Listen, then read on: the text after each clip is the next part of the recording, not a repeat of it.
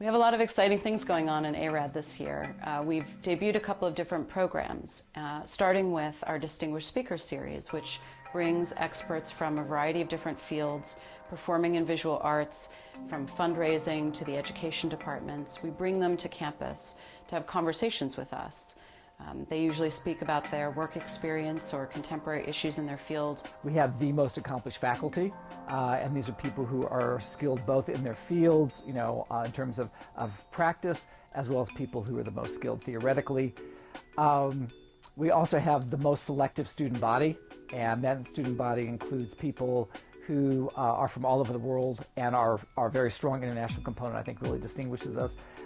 We can afford to be very selective in who we choose because we have a very large applicant pool, and that's really quite a luxury. And I'm sure that the people who come here are those who think they're going to both gain practical experience and then also gain some ability to advance their scholarship, their research in the subject. And so I think that there maybe also are people that come because they want to generate the contacts that you get with your peers in a program like this.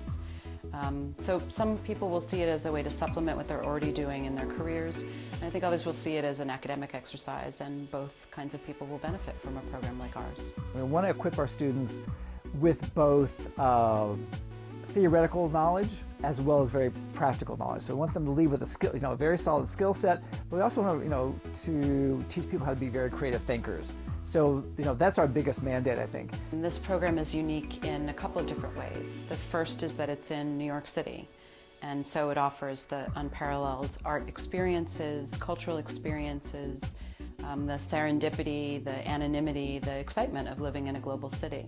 It's just the craziest city in the world. That's one of the prime reasons why I decided to take up this program instead of other programs. I mean, it's right in the middle of New York City, the cultural capital of the world. There's so much happening.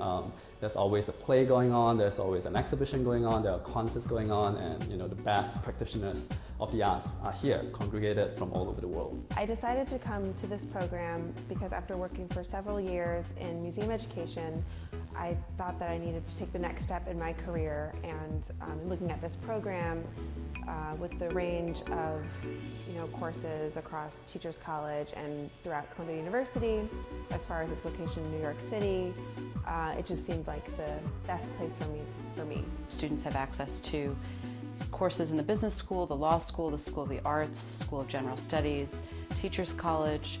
There is an enormous wealth of information, of interesting people, of path-breaking research, and our program offers access to all of those things for our students. So we want to be able to send people out in the world who have been trained in this very, very intensive and comprehensive way, so that in the long run, that arts management and arts managers are going to be of a much higher quality. I think that our students, by the time they graduate, are really well prepared for work in the United States, work internationally, in the nonprofits and the for-profits. I think that they're also prepared to work in policy contexts, to work across different disciplines, to work in new media, to think about fundraising and promotions in a very innovative way. We're looking for people who have proven themselves at the undergraduate level. Secondly, we want people who are experienced. What we've found over the last couple of years, our definition has changed, and we're getting many more applicants from people who are just graduating. But what we're finding with those new graduates is that they have amassed some very interesting internships. And so, those in some ways are just as important to us as people who've been out in the field for a few years. But we have to have people who, both have the book learning as well as have actually been in the field, that they have an idea of what's going on and so on. We have a large group of students that come to us from outside of the United States, and I think they bring an absolutely essential component to our program. I was working in the arts already back in Singapore. I was working with the National Arts Council, so pretty much building a career in the arts before I came to this program, and this program just seemed like a natural extension to what I was already doing. We're biased in people who are committed to the not-for-profit world, people who have a commitment to communities and community outreach, people who are committed to issues such as social justice and diversity. Now that doesn't mean that we don't accept people who have a commercial orientation, because we do. And obviously we have a number of students who have internships in top-notch commercial places like Sotheby's and Christie's, and then in some very high-powered media corporations. So we're not against that by any means. But I think the general thrust of this program really is towards people who want to have an impact in the not-for-profit world. When we evaluate applications to our program, we take into consideration a lot of different kinds of strengths that students might have. So if your GRE scores are low in one or both realms, it's not a deal breaker for us. We look at the complete package for the students. And so if you have strong undergraduate grades, if you have a very passionate essay that conveys a knowledge of the field, if you have strong recommendation letters, we look at students as a balanced profile. I chose this program because I had worked for several years in museum education, and I really wanted to take the next step in my career, and this seemed like the perfect opportunity for me.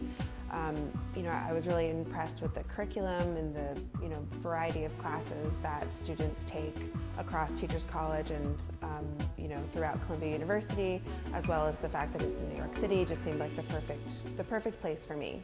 I say this oftentimes to students if they interview in advance, that I like to think that the faculty offers them something. I think that we do offer them something, but I think that students get just as much from their fellow students. I think that the sense of camaraderie, the sense of working together, the sense of international exchange is quite heightened in this program. So one of the things that I find most valuable about this program is the kind of blend of theory and practice. So we take courses where we learn critical thinking skills, as well as classes that are more practical and things like accounting and development. So it kind of gives you the whole a broad skill set that is really applicable to working in the field.